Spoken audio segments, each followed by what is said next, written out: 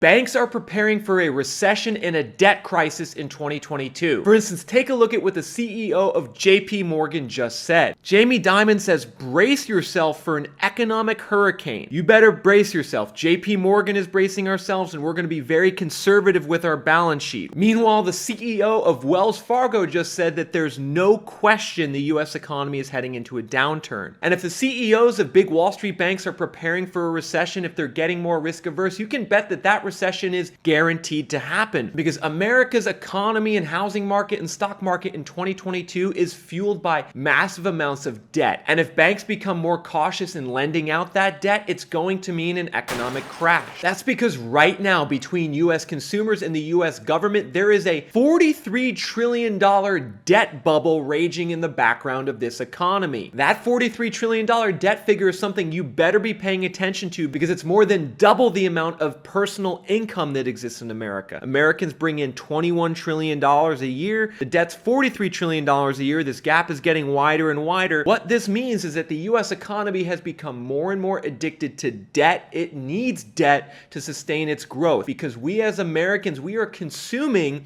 more than we produce. And ultimately, the reason we were able to do this over the last 20 or 30 years in America is because the Federal Reserve kept interest rates artificially low, basically starting in the early 2000s, and that made it very cheap and easy to borrow. So the US consumer said, why not? Let's take out more credit card debt. Let's take out another car loan. The US government at the same time said, why not? Let's send out stimulus checks. Let's expand unemployment benefit. And this debt-fueled bonanza in the short term had the benefit of increasing consumption and increasing investment in the US economy, which has resulted in a record high housing market, a record high stock market, and a record low unemployment rate of 3.5%. But now there's a problem, and that problem is Jerome Powell and the Federal Reserve, who are now embarking on a monetary tightening strategy that involves increasing interest rates and taking money out of the system via quantitative tightening. The Fed is doing this to combat inflation and bring prices down to a more normal level. However, it's going to have a side effect of reducing the debt load that consumers in the US government are able to carry, which is going to inevitably crash the economy. And if you look at what Jerome Powell is saying, if you read between the tea leaves, you're going to see that he does not have an issue raising interest rates to the point that it's going to cause economic harm. In mid-May, Powell emphasized his resolve to get inflation down, saying that he will back interest rate increases until prices start falling back toward a healthy level. But here's the kicker that you need to really pay attention to, folks. Powell said there won't be any hesitation to get to that point, and that there will likely be economic pain involved with restoring price stability. And so here's what's going on, everyone. Jerome Powell is making these hawkish statements. The Fed is increasing interest rates, and these Wall Street bankers like Jamie Dimon, the CEO of JP Morgan, they're seeing these statements and they see the writing on the wall. They know that a recession is coming. They're preparing for that recession. And not only that, I believe they know that a debt crisis is coming, because when you increase interest rates and you tighten the money supply in an era where debt is at 43 trillion, more than double what incomes are in America, that's inevitably going to lead to a debt crisis recession. And you're already seeing this play out in the housing market and mortgage market. Over the last 4 months, the 30-year fixed mortgage rate has increased from 3.2% all the way up to 5.5%. As a result, the demand for homes, and specifically the demand for homes purchased with a mortgage, is plummeting right now. And this is causing a housing crash, a housing downturn, where we're going to see values go down by 10, 20, even 30%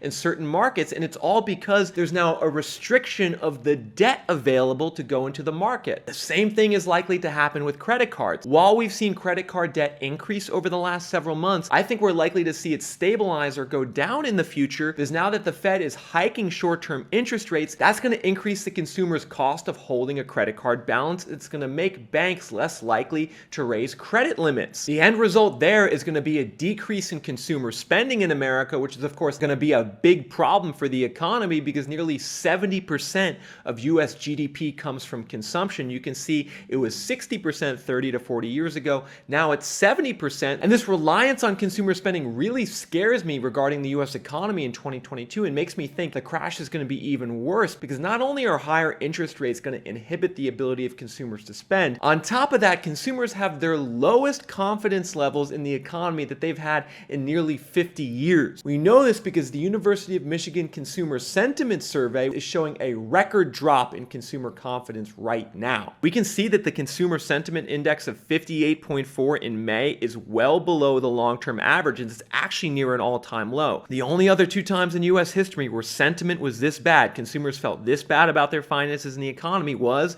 2008, right before the worst financial crash since the Great Depression, as well as 1980, right before a brutal double-dip recession that left America's economy paralyzed for 2 years. And so the fact that consumer sentiment is so low today is a warning sign that everyone across the economy needs to be paying attention to, especially when you consider that Americans are running out of money. The personal savings rate in America just crashed down to 4.4%, near the lowest level of all time. The last time the savings rate was this low, 4.4%, was in 2007, 2008, again, right before the worst financial crash since the Great Depression was the last time the savings rate was this low. And no doubt the record low savings rate and the record low consumer sentiment are related. It's the American consumer saying, I'm in trouble. I'm not going to be able to support the economy for much longer. You guys better start preparing for a downturn. And I believe that the consumer is telling you that this downturn is going to come faster than anticipated and it's going to be bigger than anticipated. However, before getting into just how bad and how quickly this recession and downturn is going to come and what you can do to prepare, I need to address a big issue right now, and that's that a lot of people seem to think the US consumer is still strong, that despite the savings rate collapsing and despite consumer sentiment collapsing, Jerome Powell says that the consumer balance sheet is healthy. Joe Biden says that since he took office, families are carrying less debt and their savings are up. The Bank of America CEO Brian Moynihan says that nothing will slow US consumer spending because consumers are in good shape and not over leveraged. And so what gives? Why are Jerome Powell, Joe Biden, Brian Moynihan all saying the consumer is in good shape when very clearly the consumer isn't in good shape? Well, I think, folks, there's two main reasons for that. Number one, it's because they have to say it. Joe Biden and Jerome Powell can't come out and say that the consumer is in awful shape if they want to justify increasing interest rates and fighting inflation. However, there's another reason they're saying this, and it's because if you go back to 2005, 2006, before the last financial crisis, it is true that consumer and household debt as a percentage of income was much higher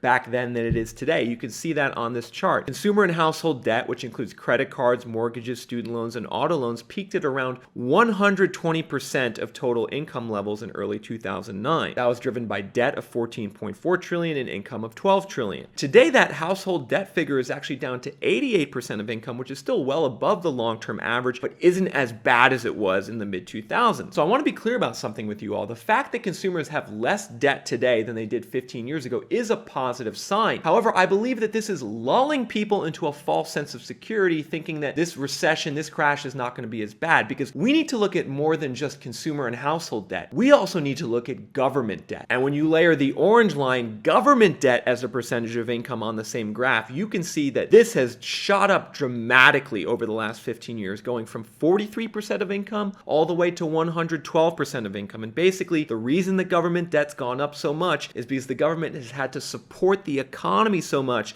over the last 15 years with extended unemployment assistance, bailout packages, stimulus programs, infrastructure bills. That has basically led to the government taking over as the big engine of debt-fueled growth. And if we actually combine these two lines, we can see that total debt right now, that $43 trillion of total debt, is now at 200% of personal income, a level that we have never seen in US history. And so if you are counting on the US government to come in and bail out everyone again as this crash and recession unfolds in 2022 and 2023, well, think again. It's not going to happen because the coffers are tapped out. There's no more room for the US government to afford bailouts, to afford stimulus checks. The political willpower isn't going to be there to do it. And even if the political willpower is there to do it, higher interest rates and higher inflation and higher bond yields are going to mean that the government can't afford to do it because the interest rates on the debt are going up. And this is something that the American consumer, the average American, already knows. They know intuitively that what's happened over the last 2 years and the last 10 years in terms of economic recovery wasn't real, that it was based off a debt-fueled bonanza. Even if it wasn't from consumers themselves taking out a lot of debt, it was the government taking out debt on behalf of the consumers, and the average American knows that this is not sustainable, and that's why consumer sentiment is at a near all-time low, because the consumer knows that even if they have increased savings from the pandemic,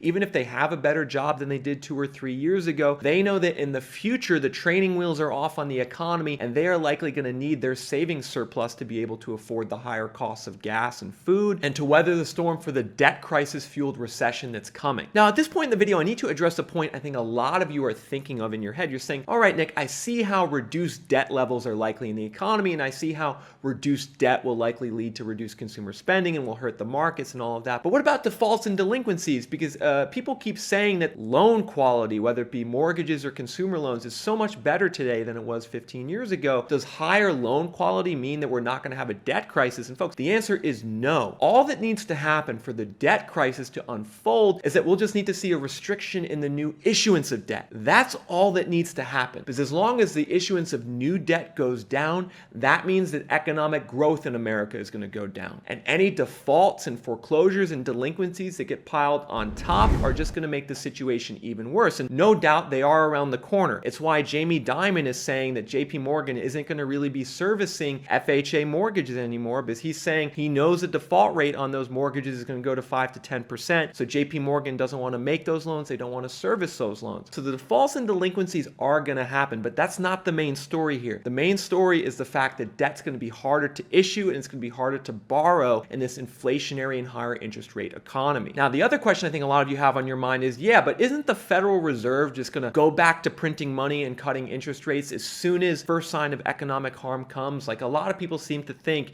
that this is all an act by Jerome Powell, and that as soon as we have a recession and a downturn, the Fed will go back to doing what they did 2 years ago in printing trillions of dollars, and that will reverse the whole thing and prevent a devastating crash. And folks, no one can truly predict what the Fed and Jerome Powell are going to do. But as I mentioned earlier, if you look at what Jerome Powell is saying, he's being very clear that the Fed is going to have no fear in terms of rising interest rates to the point that it's going to harm the economy. And the one reason why I believe this is more than just lip service is because I keep seeing Jerome Powell mention Paul Volcker's name in interviews. And Paul Volcker, for those that don't know, was the head of the Federal Reserve in the early 1980s, who hiked interest rates all the way into double-digit territory to bring down inflation. It caused a bad recession. Powell seems to really admire Volcker, and he's mentioning him a lot lately. He says, "I admire Paul Volcker. I think everyone admires Paul Volcker. He was a truly great public servant in person." We know that what Paul Volcker did in the 80s in terms of increasing interest rates was the right thing in that situation, and that's something that might turn out to be the right thing to do here in 2022. And so anyone who's operating under the assumption that the Fed is just going to automatically go back into accommodative monetary policy and print money as soon as the economy goes into a downturn, I think you need to take a closer look at the situation, especially when you consider the relationship right now of the inflation rate, the yellow line, to unemployment rate, the blue line. Right now, inflation is well over 8%, 40-year high, while the unemployment rate's only 3.5%. We're going to need to see the inflation rate go down significantly and the unemployment rate go up significantly before the Federal Reserve is going to stop tightening monetary policy. And ultimately, that's why you need to be preparing for this debt crisis fueled recession. And ultimately, I think the biggest recommendation I can have for a lot of you is to lower your debt levels if you can, or to not take out new debt, because it's going to be people who have a lot of leverage and debt on their balance sheet who are going to be most negatively impacted by this debt crisis recession. And if you want to hear more about some of the things I'm doing and some tips to weather the storm that's coming, check out a video I did a couple weeks ago called Stockpile Cash Buying Opportunities Coming in 2022. There's a link to it here on the screen. You're going to see more of my game plan about how I'm thinking about this economy going forward and what I'm doing to position myself in the best position possible to capitalize on the opportunities that are coming.